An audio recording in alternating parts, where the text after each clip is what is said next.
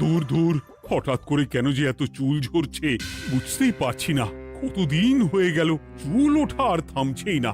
না, এমন হতে থাকলে তো মাথায় টাক পড়ে যাবে।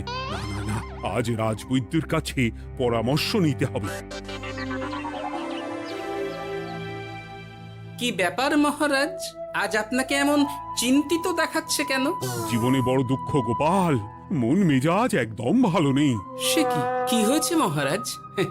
গোপাল থাকতে দুঃখ কিসের? আর বলো না, মাথার চুলগুলো আজকাল ঝড়ে পড়া পাতার মতো পটপট করে ঝরে যাচ্ছে। আমি তো জানি কেন এমন হচ্ছে, কিন্তু এখনই মুখ খুললে চলবে না। আর একটু বেশি বিপদ বাড়লে তখন মাঠে নামবো। তাই বলুন। এ তো খুব ছোট ব্যাপার, চুল ঝরলে টাক পড়বে, আর সেটা পড়া কত ভালো জানেন? কথায় আছে, যত বড় টাক তত বেশি টাকা। তুমি চুপ করো তো বাপু। যদি টাক থাকলেই টাকা হতো, তাহলে তোমার টাকা কোথায়? যেটা বোঝো না সেটা নিয়ে কথা বলো না। তাই না তাই, মহারাজের ঝরছে চুল, চিন্তার ভাঁজ মাথায়। গোপাল যতই চেষ্টা করুক, চিড়ে ভিজবে না কথায়। উফ, তোমরা সকলে থামো তো দেখি।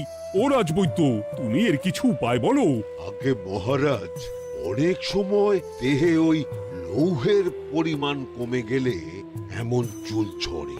আপনি বরং পালং শাক, ওই কিশমিশ, কলা ও আরো কিছু ফল আমি বলে দিচ্ছি, সেগুলো বেশি করে খান। আচ্ছা আচ্ছা আচ্ছা, তবে তাই করে দেখি।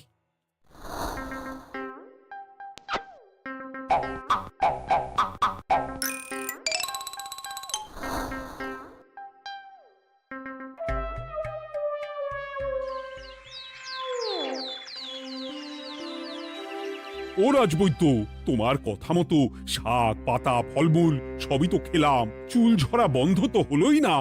তো জানতামই এমন হবে। কিন্তু মহারাজ, এমনটা তো হওয়ার কথা নয়। কিন্তু হচ্ছে তো।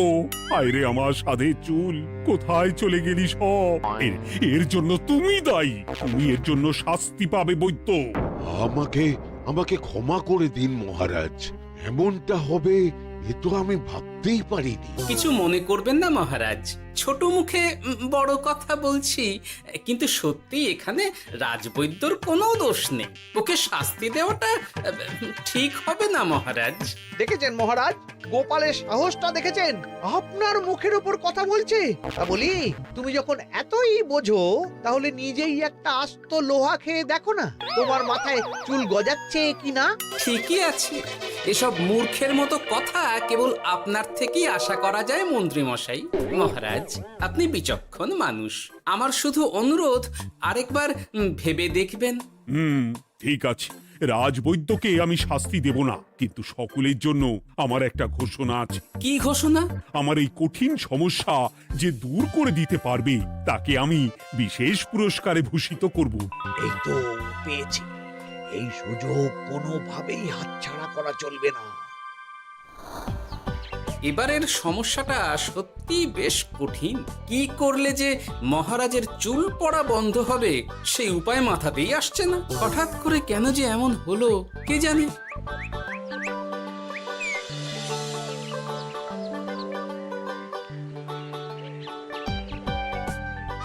ও মা, তুমি এসে গেছো? একটু বসো, আমি তেলটা মেখেই হাত ধুয়ে খাবারটা বাড়ছি। হ্যাঁ, সে ঠিক আছে, কিন্তু তুমি কিসের তেল মাখছো এটা? কি আবার মাথার চুলের তেল? এখানেও চুল, ওদিকে মহারাজেরও চুল ঝরে পড়া নিয়ে আমরা সবাই হিমশিম খাচ্ছি গিন্নি। আরে, মহারাজের অত সুন্দর কালো চুলগুলো ঝরে যাচ্ছে, এ তো ভারী দুঃখের কথা। সে আর বলতে, ওই জন্যেই তো আমি বাবা মাথায় এই জড়িবুটি তেল মাখি। এতে চুলের গোড়া শক্ত করে, চুলকে ভালো রাখে, নতুন চুল গজায় সব। হ্যাঁ। কি কি বললে? নতুন চুলও গজায়? সত্যি? হ্যাঁ। বাহ, তাহলে আর চিন্তা কি? আমাকে এই তেলটা একটু দিতে পারবে গিন্নি? মহারাজকে দিয়ে আসি। উনি বলেছেন যে ওনার সমস্যা দূর করতে পারবে তাকে উনি পুরস্কার দেবেন। উমা, এই তাই নাকি? এই তো দারুণ ব্যাপার গো। নাও নাও নাও, তেলখানা নিয়ে মহারাজকে কাল দিয়ে এসো তাহলে। আর জানিয়ে দিও, দিনে 2 বার কিন্তু তেল মাখতেই হবে। হ্যাঁ, আচ্ছা ঠিক আছে।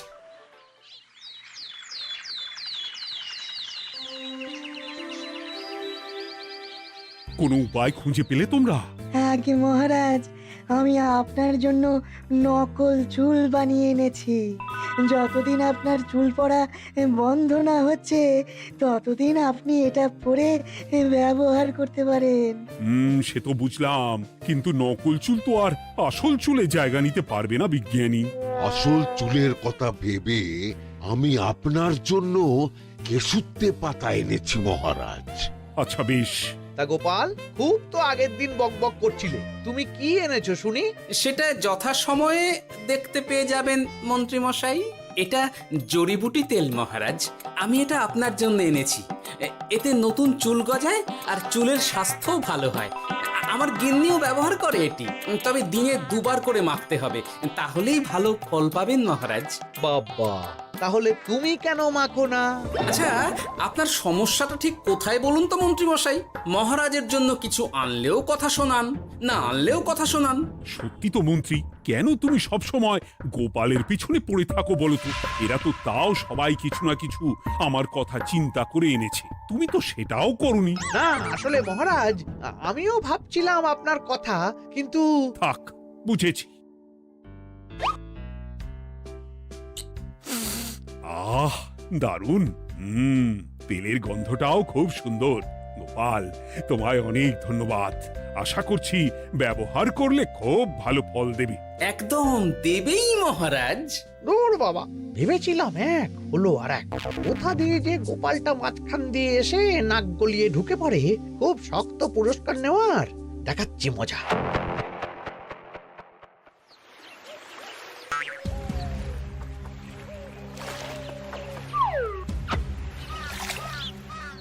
এবারে গোপালের তেল দিয়েই সব কিছু তোলপাড় করব।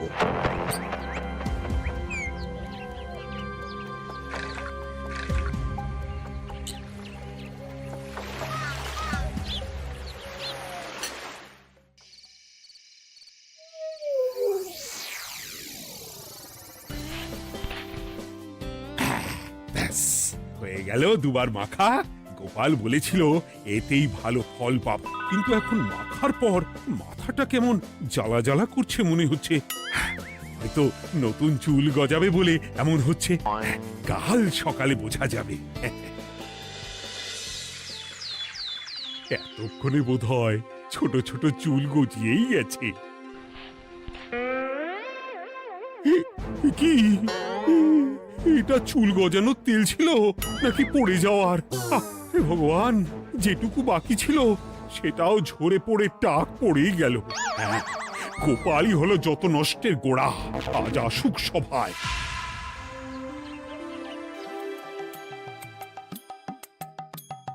এই যে এখন এলেন উনি। ও কি মহারাজ, আপনি এমন কাপড় মাথায় জড়িয়ে বসে আছেন কেন? তুমি আর এমন প্রশ্ন জিজ্ঞাসা করো না গোপাল, তোমার দয়াতেই মহারাজের এমন অবস্থা। মানেটা আমি তোমায় দেখাচ্ছি, দাঁড়াও। এই যে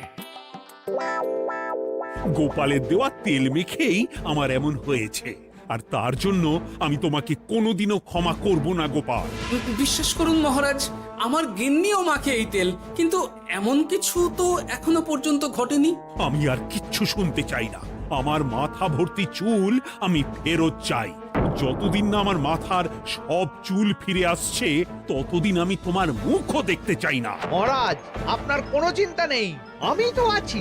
এবার এই সমস্যার একটা সমাধান আমি করেই ছাড়বো। কি ব্যাপার, মন্ত্রী মশাই এত লাফাচ্ছে কেন? এসবের পেছনে আবার ওনার হাত নেই তো? না, ব্যাপারটা পরে দেখতে হচ্ছে।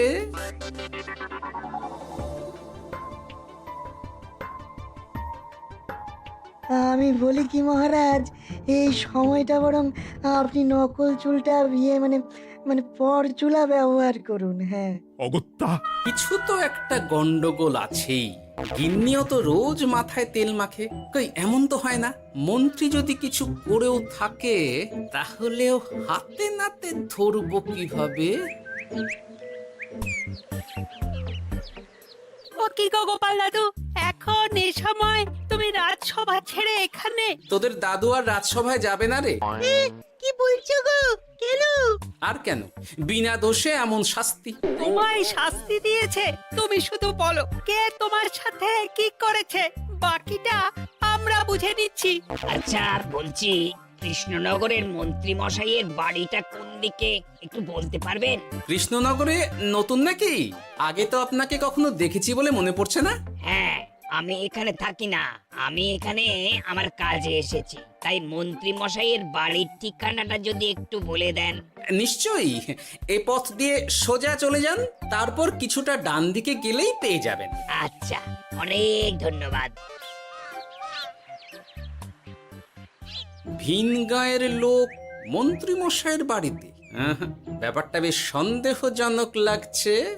এই এই গুলটে ন্যাপলা, তোরা তোরা দুজন একটু আড়াল থেকে দেখতো লোকটা মন্ত্রী মশাইয়ের বাড়িতে ঠিক কি জন্য এসেছে, তারপর আমায় খবর দিস। ঠিক আছে গোপাল দাদু। তোমার আবার এখানে আসার কি দরকার ছিল? আমি তো বলেছি যে আমি ঠিক গিয়ে তোমার পাওনা গন্ডা মিটিয়ে দেবো। মিটিয়ে দেবে? কতদিন হয়ে গেছে জানেন? দেখো, হয় আমার কীটনাশক আর সার সব ফিরিয়ে দিন, নয়তো আমার জিনিসের দাম মিটিয়ে দিন। কীটনাশক, সার আর কি করে ফেরত দেবো বলো? ও তো সব পুকুরের জলে মিশে গেছে। ওসব আমি জানি না, আমার পাওনা গন্ডা মিটিয়ে দিন, ব্যাস। চল চল, এখনই তাহলে গোপাল দাদুকে গিয়ে সব জানাই। হ্যাঁ, চল চল। দাদু, ও গোপাল দাদু। তোরা এসে গেছিস? আয় আয় আয় আয় আয়। মন্ত্রী মশাইয়ের মুখ থেকে অনেক খবর পেলাম। তাই নাকি? কি শুনি? মন্ত্রী মশাই ওই লোকটার কাছ থেকে অনেক কীটনাশক সার নিয়েছে, কিন্তু এখনো জিনিসের দাম মেটায়নি। হ্যাঁ, ওই জন্যই তো মন্ত্রী মশাইয়ের উপর লোকটা খুব রেগেছিল, হুমকিও দিয়েছে 1 সপ্তাহের মধ্যে জিনিসের দাম সব মিটিয়ে দিতে হবে। তাই নাকি? কিন্তু কীটনাশক সার নিয়ে মন্ত্রী মশাই কি করবে? সেটা তো বলতে পারবো না দাদু।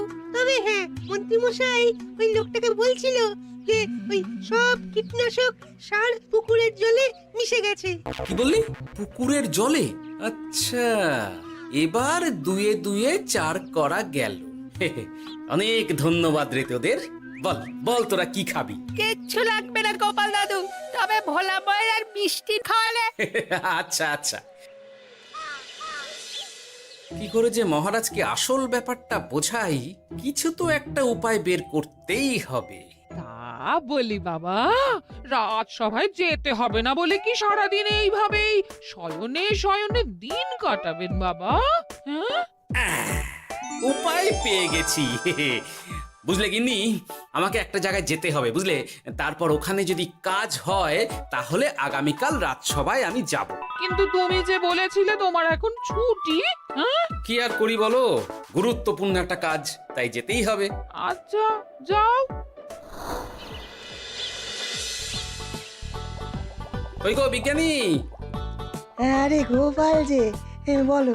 এই এই যে বিজ্ঞানী, একটা বিশেষ দরকারে তোমার কাছে এলাম, বুঝলে? হ্যাঁ, বলোই না। আচ্ছা, এই দূষিত জলকে কিভাবে আবার পরিশুদ্ধ করে বলতে পারবে? কেন পারবো না? জলের মধ্যে একটু চুন আর ফটকিরি দিয়ে দিলেই জল আবার দূষণমুক্ত হয়ে যাবে। তবে ওগুলো দেওয়ার পর কিছুদিন সেই জলকে ব্যবহার করা বন্ধ রাখতে হয়। হ্যাঁ। আচ্ছা আচ্ছা, অনেক ধন্যবাদ, আসি তাহলে। হ্যাঁ,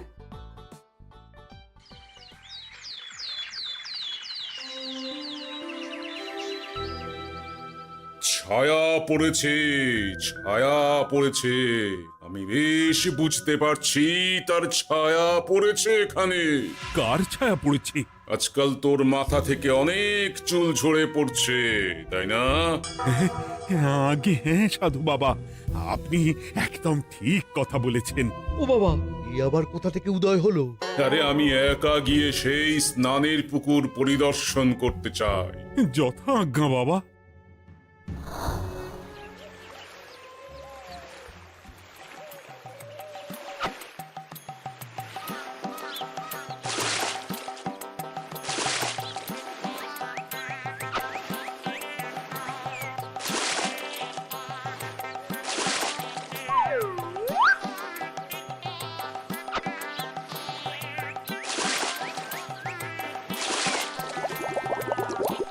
যাক বাবা, মোটামুটি সপ্তাহখানেক এভাবে থাকলেই পুকুরের জল আবার আগের মতো পরিষ্কার হয়ে যাবে।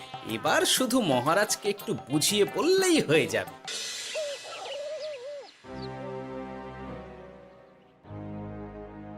কি বুঝলেন সাধু বাবা? আমার অনুমানটাই ঠিক ছিল। পুকুরের জলে কালো ছায়া পড়েছে, কুদৃষ্টি পড়েছে, তাই এমন হচ্ছে। সে কি? কি কালো ছায়া? যত সব বাজে কথা। জল দূষণ করলাম আমি, আর দোষ পড়ছে কালো ছায়ার উপর। তাহলে এখন কি হবে? চিন্তার কোনো কারণ নেই। আমি মন্ত্রপুত ভস্য ছড়িয়ে দিয়েছি।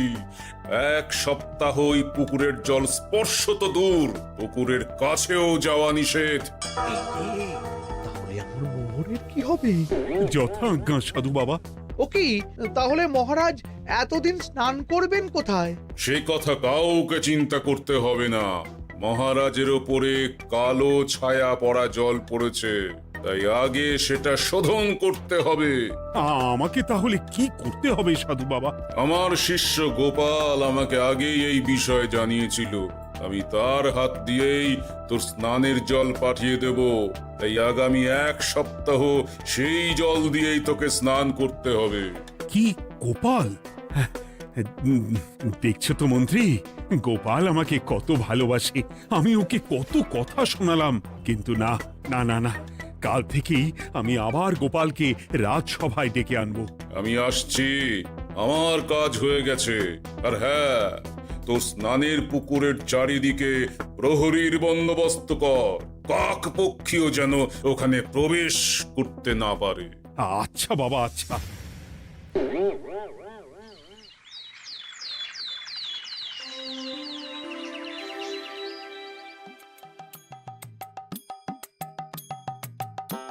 গোপাল, তোমাকে আবার এখানে দেখতে পেয়ে আমার খুব ভালো লাগছে। তোমার গুরুদেব গতকাল এসেছিলেন, কিছু মনে করো না।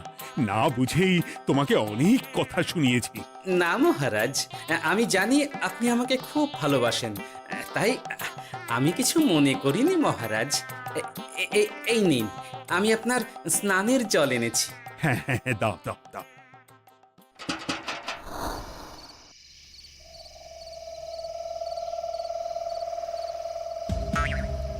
ও বাবা, পুকুরের কাছে যে গিয়ে দেখবো সে উপায় নেই। চারপাশে প্রহরীতে ভর্তি। তাহলে কি সত্যি সত্যি কালো ছায়া পড়েছে? ভালোই হলো, পাওনাদারকে বলে দেবো কীটনাশকটা জালি ছিল। হি হি।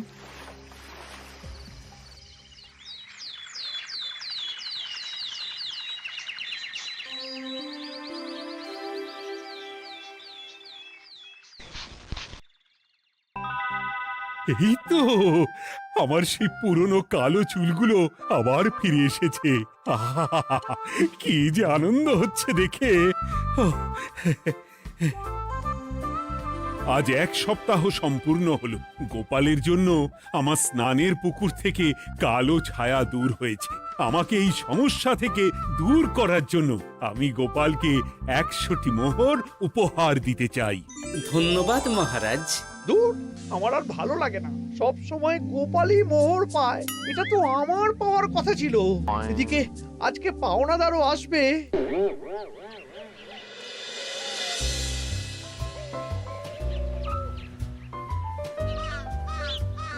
গোপাল দাদু, ওই লোকটা এসে গেছে।